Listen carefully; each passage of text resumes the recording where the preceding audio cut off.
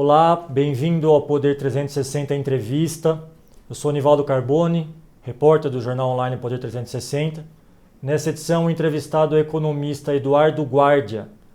Foi ministro da Fazenda e secretário executivo do Ministério da Fazenda no governo Michel Temer, secretário do Tesouro Nacional no governo Fernando Henrique Cardoso. Na área privada, desde 2019, é sócio do banco BTG Pactual. Atuou também entre 2010 e 2016 na BMF Bovespa, atual B3. Olá, Eduardo. Muito obrigado por ter aceito o convite. Olá, Nivaldo. Um prazer estar aqui com vocês.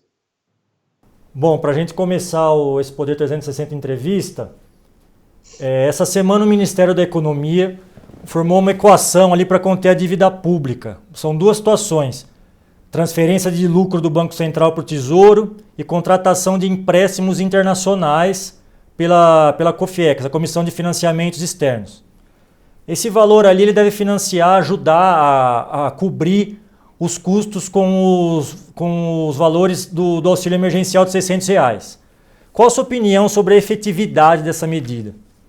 Bom, em primeiro lugar, Nivaldo, a medida relevante aqui vai ser a transferência do resultado do Banco Central. É importante dizer que no passado o Banco Central, toda vez que tinha uma desvalorização cambial, ele tinha lucro, porque a posição de reservas é maior do que a dívida e, portanto, gerava um resultado positivo no Banco Central, que era semestralmente transferido para o Tesouro.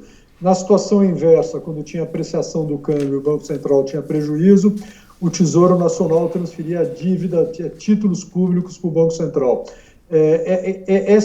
Essa sistemática mudou e hoje a gente tem aliás, foi proposto por nós no governo Temer, de ter uma mudança na regra de transferência do Banco Central. Quando este resultado, que é decorrente de variações cambiais, em situação normal, ele não é transferido para o Tesouro semestralmente, à exceção de períodos de extrema necessidade, como é esse que nós estamos vivendo agora.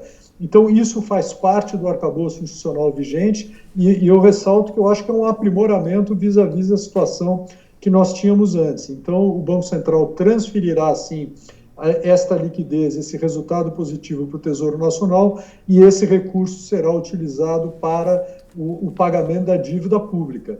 Esse não é um recurso que deveria ser vinculado, não pode ser vinculado à cobertura de despesas do Orçamento Geral da União, é só para pagamento de dívida. Evidentemente que o dinheiro que seria usado para pagar a dívida agora pode ser usado em outras finalidades. Isso vai ajudar o Tesouro Nacional, mas eu acho que do ponto de vista do arranjo institucional entre Tesouro e Banco Central, a gente tem um formato bastante equilibrado e adequado na minha visão.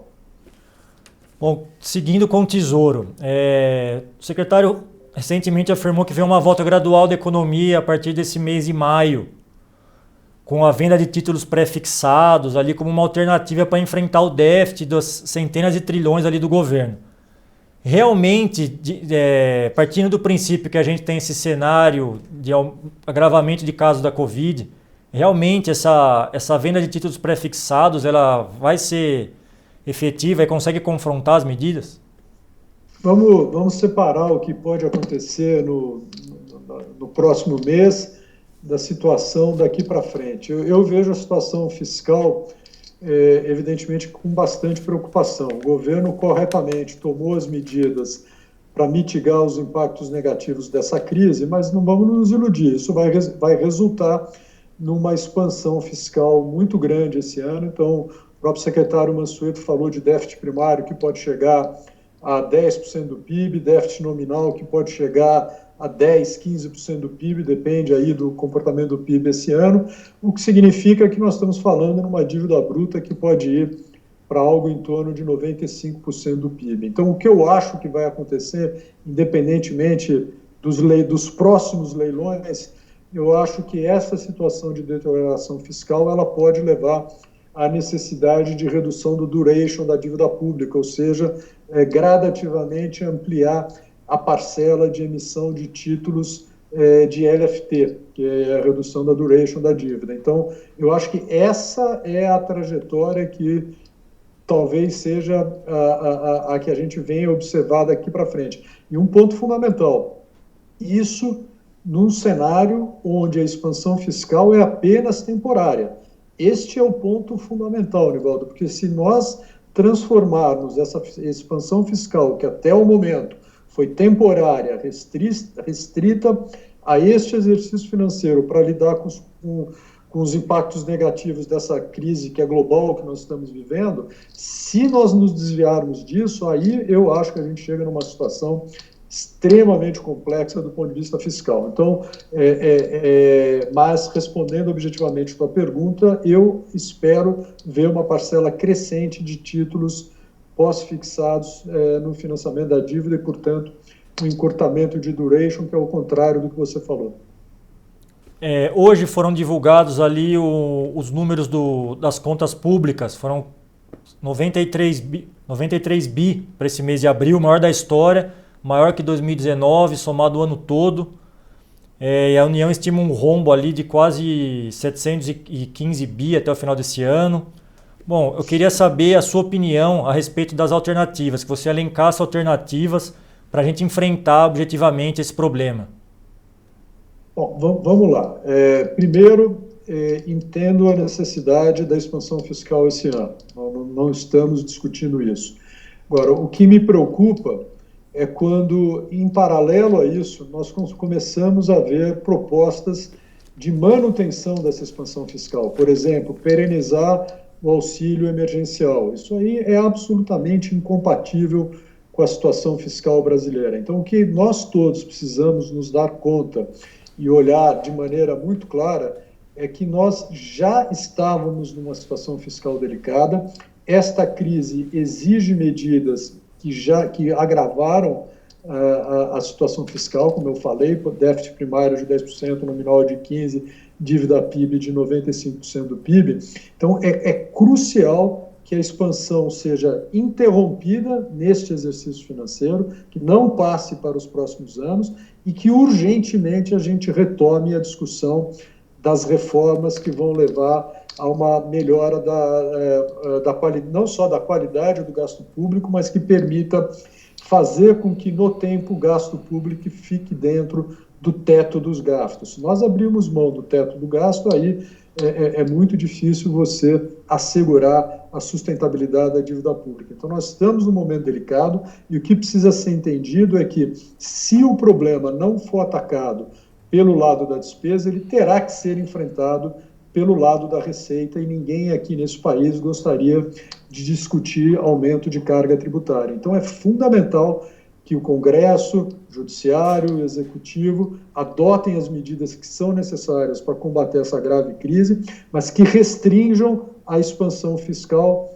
a este exercício financeiro. Caso contrário, nós estaremos numa situação muito delicada. Então, estou mais preocupado com o que virá depois do que com o número deste ano, que todos nós sabemos que será bastante negativo. Mas a duração da pandemia, das medidas ali de isolamento, isso aí influenciaria a gente elencar um cenário de duração ali de mais um trimestre, vamos supor, ou mais 2 meses? Veja, evidentemente que quanto mais durar esse cenário de isolamento, mais a população sofre, mais ela vai demandar apoio do setor público. Agora, isso tem que ser ditado pela evolução da pandemia, pela evolução do Covid, para que a gente possa evitar um colapso do sistema de saúde. Então, a decisão terá que ser tomada tecnicamente pelo desdobramento da doença, pela disponibilidade de leitos em hospitais e pela taxa de reprodução da doença. Dado isto, o governo tem que reagir. Até agora nós reagimos, quanto mais isso durar, evidentemente isso demandará mais recursos. Agora, o meu ponto é que isso tem que ser restrito ao período de auxílio à população, restrito a esse exercício financeiro. Nós não temos condições de continuarmos com esse programa de apoio. Isso custa muito caro e essa conta terá que ser paga de alguma maneira. A respeito dos postos de trabalho, nesse trimestre foram fechados ali mais de 860 mil postos de trabalho. Desemprego chegou a atingir 12,8 milhões de brasileiros. Como o senhor analisa o cenário desses indicadores ali de força de trabalho para a gente buscar ali uma recuperação na economia? Nivaldo, em primeiro lugar, vamos lembrar que nós já entramos nesta crise com um nível de desemprego muito alto, ok? Então, no início, ao final do carnaval, final de fevereiro, nós ainda tínhamos uma taxa de desemprego muito alta. A taxa de desemprego está alta já faz tempo e ela estava se recuperando de maneira muito tênue e muito devagar. Então, nós já entramos com o desemprego alto e agora, esse momento, março e o segundo trimestre do ano, eu acho que é o momento mais intenso do impacto dessa pandemia. A gente espera uma contração do produto muito forte no segundo trimestre do ano, ou seja, agora entre abril, maio e junho, para depois começar a haver uma retomada quando o isolamento for começar a ser flexibilizado. Então, eu acho que a gente imagino que nós estejamos agora no pior momento em termos de contração do produto e em termos de impacto sobre o desemprego. Então, espero que a partir do segundo semestre, gradativamente, a gente comece a ver uma melhora nesses indicadores. Agora, de novo, para que isso ocorra, a gente tem que dar sinalizações claras e consistentes no lado fiscal. Se nós sinalizarmos que nós vamos para uma expansão fiscal descontrolada ou que não esteja restrita a este exercício financeiro, evidentemente que isso vai se manifestar na nossa capacidade de recuperação. A respeito da baixa de juros do cheque especial e do cartão de crédito, como essa baixa ela consegue atingir e aquecer ali o empresariado e o consumo da sociedade? Veja, aqui é importante que a gente busque redução de taxas de juros da economia. A taxa básica de juros da economia ela vem sendo reduzida. As taxas de rotativa de cartão de crédito, o Banco Central tem trabalhado muito nisso, elas vêm sendo reduzidas, mas ainda são bastante altas, é bem verdade. Agora, é muito difícil você fazer isso através de regulamentação. Nós precisamos criar as condições para que as taxas possam ir caindo, e eu acho que competição bancária tem um fator fundamental para que a gente possa levar essas taxas para um patamar menor. Porque, veja, Nivaldo, e também do ponto de vista macro, não adianta apenas a redução da taxa pelo Banco Central, porque se nós tivermos uma sinalização de um fiscal ruim ao longo do tempo, as taxas de juros longas vão permanecer num patamar muito mais elevado, né? Na verdade, se a gente olhar hoje a diferença entre a taxa longa e a taxa curta, ela é bem maior do que ela era o ano passado, no início desse ano. Mas então a mensagem fundamental é que a redução de taxa de juros da economia depende da consistência da política econômica e particularmente do fiscal, e a redução da taxa de juros na ponta para o consumidor, ela depende também não só de redução de inadimplência, mas também de um ambiente de competição bancária. É isso que vai levar à redução de taxas, e é muito difícil você fazer isso simplesmente por decreto, por desejo do Poder Executivo. Vamos partir para a cotação da moeda americana, do dólar, que já passou ali 5,10, 5,20 reais. Essa alta reflete já chegou ali... a quase 6, né? Exatamente, já está praticamente quase em 6. Essa alta reflete ali no maior custo dos produtos importados, o maior preço. Mas isso afeta e atinge a camada ali dos empresários para rotular os preços de uma forma geral. Todos os preços sobem, né? Isso aí fragiliza o mercado consumidor do Brasil diante da crise? Agrava ainda mais essa subida do dólar?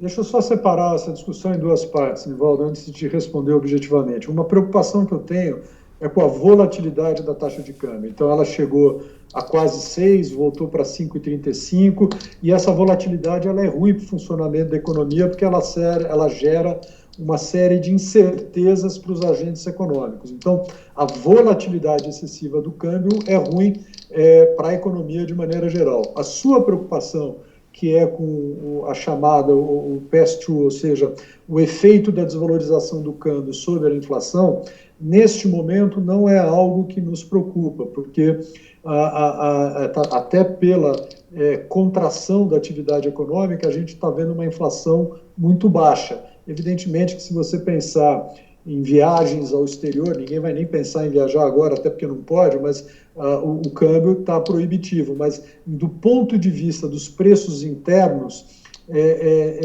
esta desvalorização cambial, que foi muito forte, ao contrário dos movimentos que a gente está se acostumou a ver no passado, não se traduziu e não se traduzirá, na minha visão, no curto prazo, num aumento generalizado de preço, ou seja, em inflação. E por um lado ruim, porque a economia está muito retraída. Então, eu não vejo o efeito negativo da desvalorização cambial nos preços. Eu acho que os preços vão continuar comportados, a inflação, inclusive, abaixo da meta do governo neste ano e no próximo ano. Este ano, bem abaixo. Sim. Eduardo, eu gostaria que o senhor ali ressaltasse as medidas que restritivas ao período ali da pandemia, que não devem se alongar passado essa época aí de isolamento. Veja, eu acho que todas as medidas têm que ser restritas a esse período. Vamos dividir o conjunto de medidas em 3 grandes grupos, os 3 muito importantes. O primeiro e mais imediato foi o aumento com gasto de saúde, respiradores, equipamentos de proteção, novos leitos, então, na União, nos estados e nos municípios. Então, o governo precisou de um esforço grande, isso envolve dinheiro, para ampliar o gasto de saúde nesse momento. O segundo tipo de ação, também muito importante, transferência de renda à população mais carente. Agora, a gente tem que ter muito cuidado com esses programas de transferência de renda. Deixa eu usar um exemplo que o próprio secretário Mansueto mencionou recentemente, é que o Bolsa Família, que é um programa que a gente tem já, não nesse formato, mas começou lá atrás no governo Fernando Henrique Cardoso, ele tinha uma média de gasto de em torno de 2,5, 2,4 bilhões de reais mensais. No último mês, esse gasto caiu para menos de 200 milhões. Por quê? Porque as pessoas estão migrando do programa Bolsa Família para o programa Auxílio Emergencial, porque esse programa paga um valor mensal superior de 600 ou até R$ 1.200, comparado com uma média de R$ 200, em torno disso, do Bolsa Família. Então, nós precisamos ter cuidado no desenho desses programas para que eles possam ser sustentáveis e abranger o maior número de pessoas, ou seja, as pessoas que viviam com Bolsa Família hoje estão com um aumento de renda que pode ser de 3 ou 6 vezes o que eles tinham antes. É evidente que eu não estou aqui minimizando a situação difícil dessas famílias, mas a gente tem que ter sempre a clareza da nossa situação fiscal. Então, esses programas são urgentes, são importantes, necessários, mas precisam ser muito bem calibrados e estruturados. E o último grupo de iniciativa do governo foi na área de crédito, para fazer com que o crédito chegue na ponta, sobretudo para as pequenas e médias empresas.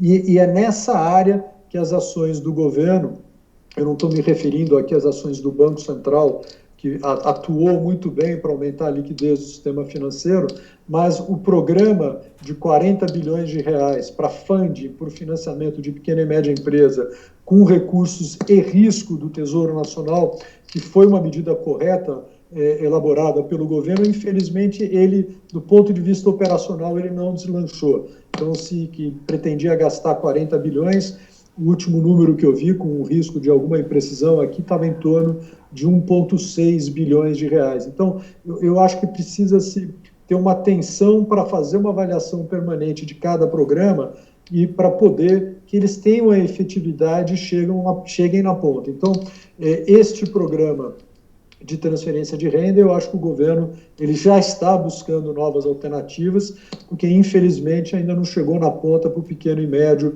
empresário, e isso é fundamental para que as empresas possam sobreviver e manter o nível de emprego, que foi a pergunta anterior que você me fez. Agora, tudo isso, de novo, restrito a esse período agudo de crise que nós estamos vivendo, que exige o isolamento social e que, portanto, afeta a atividade econômica.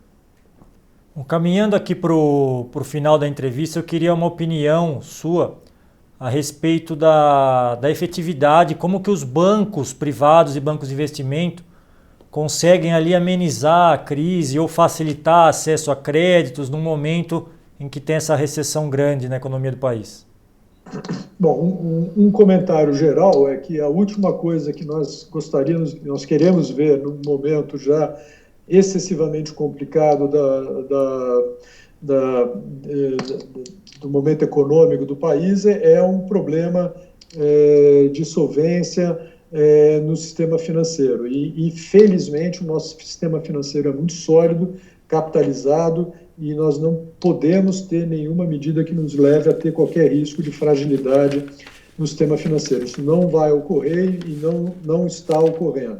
Dito isso, eu vou falar pelo BTG Pactual. Eu acho que os bancos têm um papel muito importante. Nós, neste momento aqui difícil do momento econômico brasileiro, o BTG ampliou a sua carteira de crédito, nós contratamos novos profissionais, a gente está investindo na nossa plataforma digital. Então, o banco continua operando, continua prestando serviço, está ao lado dos seus clientes, dando crédito. Nós estamos captando recursos no nosso asset, no nosso wealth.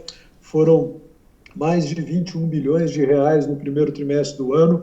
O banco está excessivamente capitalizado, está muito bem capitalizado, com bastante liquidez. Nossa liquidez, nosso caixa equivalente a 80% do patrimônio líquido, Basileia de 19,4%, ou seja, o banco está preparado para poder atuar nesse momento. E nós estamos fazendo isso, investindo, aumentando carteira de crédito e com um bem capitalizado e com bastante liquidez.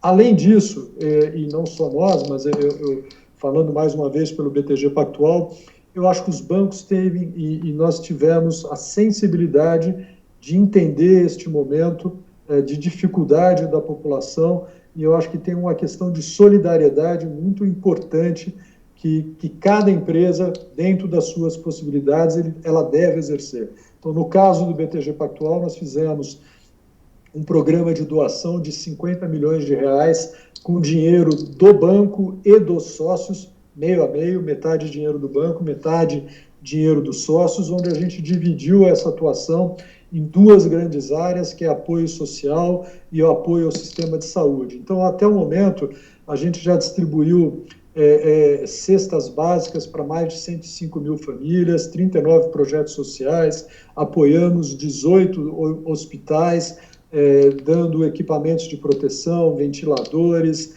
ajudando em hospitais de campanha e também através de contratação de médicos. Então, a gente buscou canalizar os nossos recursos para ajudar em ações que estavam ocorrendo e que têm capacidade de surtir efeitos no curto prazo. Então, eu acho que essa é uma outra dimensão aí do nosso papel nesse momento, de entender a gravidade da situação, ter a solidariedade e ajudar. Nós temos condições de fazer isso, estamos fazendo isso para ajudar o país a atravessar a situação tão difícil. Então, eu acho que continuamos tocando o nosso negócio com solidez, com segurança, ampliando carteira de crédito, apoiando nossos clientes, mas também com um olhar muito claro nas necessidades principalmente das pessoas menos favorecidas e da necessidade de apoio ao sistema de saúde.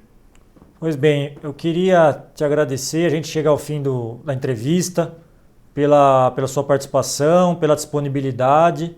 Muito obrigado, é um prazer estar aqui com vocês e conte conosco sempre que quiser bater um papo aqui sobre os enormes desafios que nosso país ainda tem pela frente. Eu que agradeço o convite. A você que acompanhou a nossa entrevista do Poder 360 no YouTube, quiser ficar informado com próximos vídeos e informações, é só ativar o sininho no canto da tela. E até a próxima.